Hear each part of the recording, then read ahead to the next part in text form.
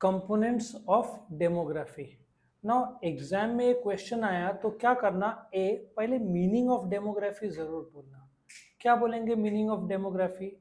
Demography is related to study of population, male female कितने हैं, कौन जियोग्राफी कौन से इसमें क्या रहते हैं, मैरिटल स्टेटस, सब रिलेटेड टू पॉपुलेशन, उसका जो स्टडी है उसको डेमोग्राफी बोलते हैं।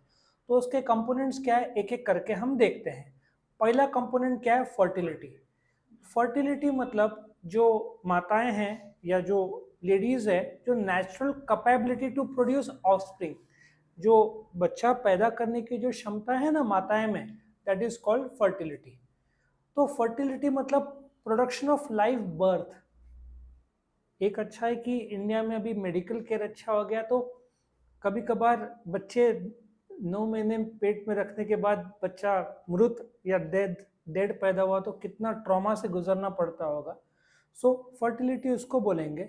इनफर्टिलिटी मतलब inability to produce a live birth. हो सकता है कुछ फिजिकल प्रॉब्लम्स हो या कुछ हो, तो दैट इज इनफर्टिलिटी। पैरिटी मतलब, ठीक है, पैरिटी का मतलब जैसे एक औरत ने एक जीवन काल में number of children born alive, कितने जिंदे बच्चे पैदा हुए, उसको क्या बोलते हैं, पैरिटी। फर्टिलिटी मतलब समझ में आया ना, ability to produce live children. Infertility मतलब जो माताएं प्रोड्यूस नहीं कर पाते हैं। पैरिटी मतलब एक जीवन काल में जितने अलाइव बच्चे हुए। ग्रेविडिटी में एक जीवन काल में कितने प्रेगनेंसी हुए, हो सकता है कुछ जो भी पर्सनल कारण या फिजिकल कारण की वजह से अबॉर्ट करना पड़े। सो नंबर ऑफ प्रेगनेंसी जो हुए इसको ग्रेविडिटी बोलते हैं। नंबर ऑफ लाइव बर्थ जो हुए उसको पैरिटी बोलते हैं। बच्चे पैदा करने की क्षमता को फर्टिलिटी बोलते हैं। क्षमता किसी कारण ना होना उसको हम इनफर्टिलिटी बोलते हैं। ठीक है ना। और एक और है फेकंडिटी। फेकंडिटी मतलब फिजियो, जो शारीरिक कैपेसिटी जो है ना कंसीव करने की, बच्चे को इस धरती में लाने की। अभी कैसे होता है, जो लड़कियां 14-15 ईयर्स की जब होती हैं, ठीक है, लेकिन डेवलपिंग कंट्री में, भारत जैसा डेवलपिंग कंट्री में 15 to 45 माना जाता है, लेकिन डेवलप कंट्री में खाना अच्छा है तो 15 to 49। इसको फेकंडिटी बोलते हैं। मतलब जो बच्चे पैदा करने की क्षमता एज वाइज इंडिया में क्या माना जाएगा, 15 to 45, और डेवलप्ड कंट्री में कितना है, 15 to 49। मिरेकल बर्थ भी सुनने में आता है 50-55 साल का, लेकिन वो करोड़ों में एक आध आता है। और वैसे भी 30 साल के बाद में प्रेगनेंसी का रिस्क बढ़ता है। कुदरत ने ऐसा बनाया है कि आइडियल एज जो माना जाता है 25 और 28, ये एज थोड़ा अच्छा माना जाता है। 30 के बाद थोड़ा माताओं को जो रिस्क बढ़ता है, 40 के बाद तो रिस्क और भी बढ़ जाता है। ठीक है। सो बर्थ रेट क्या है, पर 1000 पॉपुलेशन में कितने बच्चे जन्मे, भारत का कितना है बर्थ रेट, 19। पर 1000 पॉपुलेशन में कितने बच्चे जन्मते हैं, 19। समझ में आया, यस और नो। सो तुमको क्या याद रखना है, फर्टिलिटी लाइव बर्थ करने की क्षमता, इनफर्टिलिटी कोई भी शारीरिक कारणों की बच्चा नहीं पैदा कर पाए, पैरिटी नंबर ऑफ चिल्ड्रन जो एक एक माता को एक जीवन काल में कितने जिंदा बच्चे पैदा हुए, ग्रेविडिटी कितने प्रेगनेंसी हुए, और फेकंडिटी क्या टाइम एज क्या है बिटवीन 15 to 45, जो बच्चे डेवलपिंग कंट्री और डेवलप्ड में 15 to 49 में जितने बच्चे पैदा कर सकते हैं।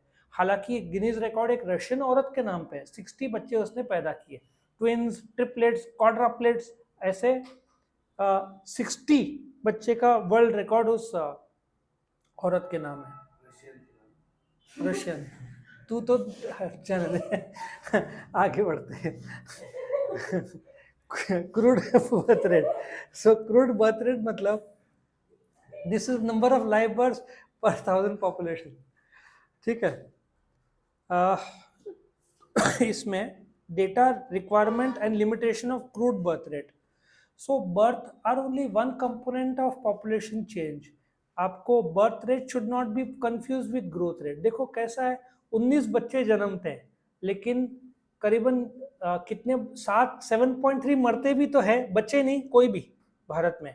सो बर्थ रेट मतलब पॉपुलेशन मानते बड़ा। सी आज सवेरे है। मैंने कल एक बहुत बढ़िया लाइन पढ़ा, आज सवेरे आप जन्मे या आप सवेरे नींद से उठे, कितने लोग रात भर में गुजर गए होंगे।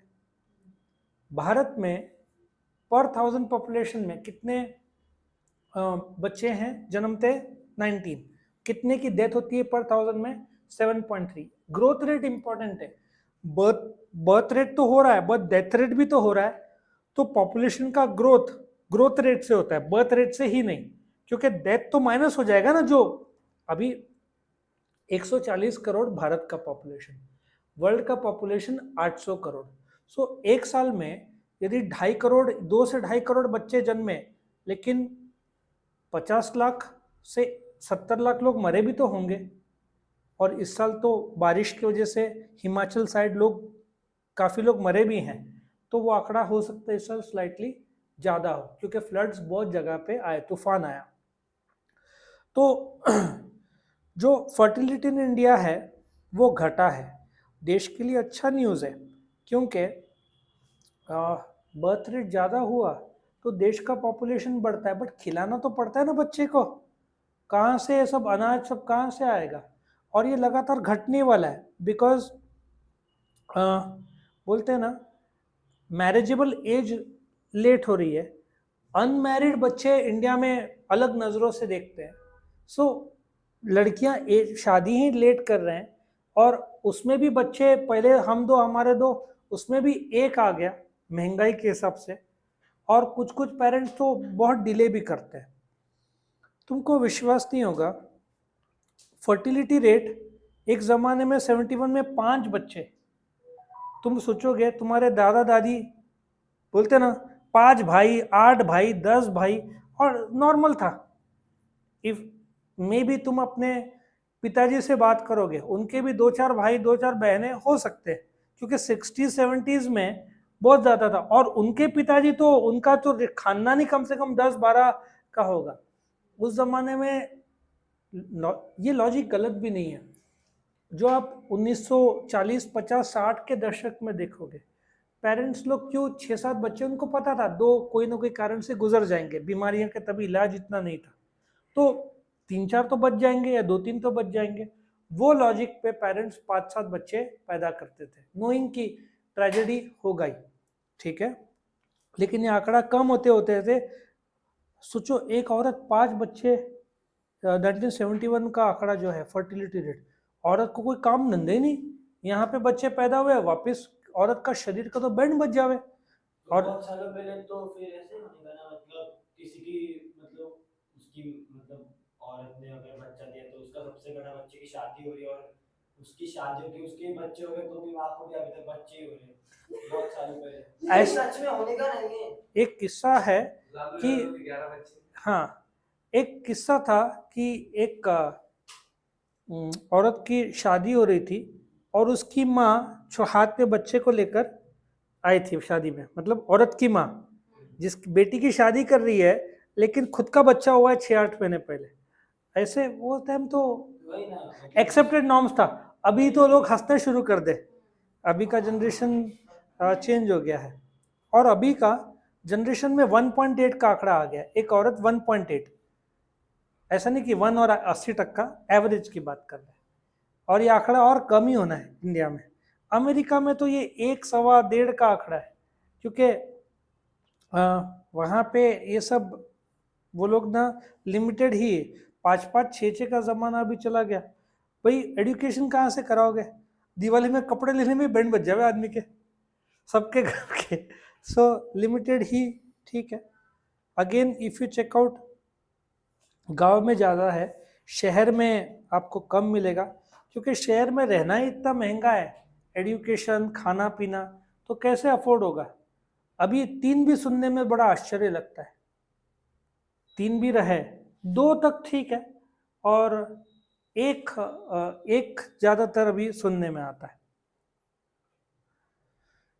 और एक SIDS सिंड्रोम भी है, जिसमें जनरल फर्टिलिटी रेट 15 to 49 में बच्चे जन्मे, लेकिन सडन इन्फेंट डेथ सिंड्रोम में बच्चा जन्मा लेकिन सडनली डेथ हो गया, कुछ दिन जिया भी लेकिन फिर डेथ हो गया।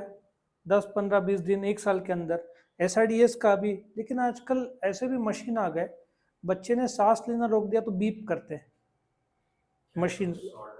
हाँ, सडन इन्फेंट डेथ सिंड्रोम, ये अभी कम हो गया है क्योंकि आजकल पालना जिसमें रखते हैं ना बच्चे को, सब इतने गैजेट्स आ गए हैं ना, तो उसमें समथिंग हैपन्स कि जैसे सांस नहीं ले रहा है ट्रैक करके। और अभी तो आपका एप्पल आई वॉच, एक आदमी का उसमें हार्ट का भी पता चलता है ना, उसको पता लग रहा था ECG में कुछ फर्क आ रहा है, तुरंत डॉक्टर के पास गया, डॉक्टर ने बोला अभी तेरे को हार्ट अटैक आने वाला था। गैजेट्स, सब बहुत गजब का गैजेट्स आ रहा है। तो जनरल फर्टिलिटी रेट एक जैसे माता है, लाइव पर 1000, जो एज 15 to 49 के बीच में पर 1000 औरतों में कितने बच्चे माता जन्म देती है उसका है, ठीक है। तो ये सब स्टैटिस्टिक्स इन्होंने दिया है, तुमको इतना डीप जाने की जरूरत नहीं है।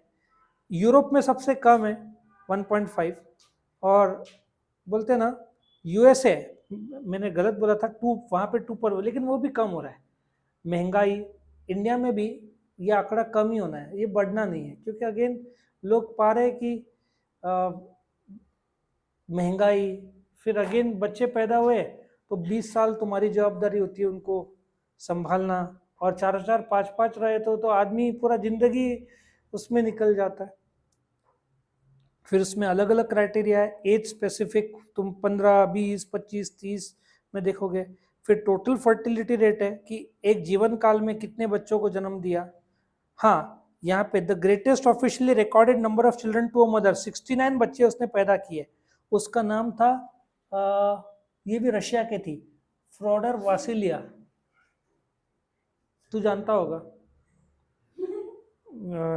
उसने 16 पेयर, 16 जुड़वे बच्चे, 7 ट्रिप्लिकेट, 4 क्वाड्रप्लिकेट, मतलब बोलते हैं ना 16, एक 32 बच्चे, 16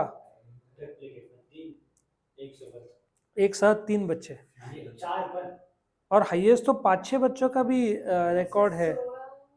16 बार एक साथ नहीं बेटा, 16 बार ट्विंस पैदा किए, फिर 7 बार ट्रिपलेट पैदा किए, 4 बार क्वाड्रप्लेट, 5 बच्चे नहीं पैदा कर पाए, लेकिन फिर भी 69 का आंकड़ा उसने टच किया है। मतलब जो भी उसने किया उसने ये उसके नाम पे जो रिकॉर्ड है। लेकिन ये इंडिया में भी एक आदमी था, उसने बहुत सारे शादी किए, उसके फैमिली में 125 कुछ तो लोग थे। इंडिया में भी ऐसा, उसके एक औरत के नाम पे, एक आदमी के नाम पे कुछ, उसका पूरा फैमिली 125 लोग साथ में रहते। तो फिर वो क्या बोलते हैं उसको, जो 100 बच्चे थे, कौन से? वो कल मैंने उसका इंटरव्यू देखा, 100 बच्चे थे, लेकिन वो नैसर्गिक रीति नहीं हुए, वो मटके के थ्रू एटम और एनर्जी फॉर्म में उनको क्रिएट किया गया। अब इसको समझाने के लिए मेरा लेक्चर खत्म हो जाए तो एनर्जी फॉर्म में अगेन वो अलग तरीके से प्रोड्यूस किए गए बच्चे, नैसर्गिक तौर पर नहीं थे वो। सबसे पहले रिकॉर्ड तो अपन ने तोड़ा है, मैंने इंडियन। हाँ, हाँ क्या रिकॉर्ड्स तो अपना जा रहा है, 69 पे नहीं जाएगा। अलग अलग आंकड़ा है। ग्रॉस रिप्रोडक्शन रेट, कितने बच्चे पैदा हुए, डेथ माइनस कर लो तो नेट में आ जाएगा। तो ये था तुम्हारा, तुमको हर जगह पे एक्स्ट्रा डेटा, आंकड़ा, ये सब लिखना पड़ेगा, तो तुमको थोड़ा आसानी जाएगा। तो यहाँ पे तुम्हारा ये कौन सा क्वेश्चन था, कंपोजिशन ऑफ पॉपुलेशन, ये खत्म। कौन सा था ये, कंपोनेंट्स था आगे का, मैं थोड़ा सा आगे, कंपोनेंट्स खत्म होता है। ओके।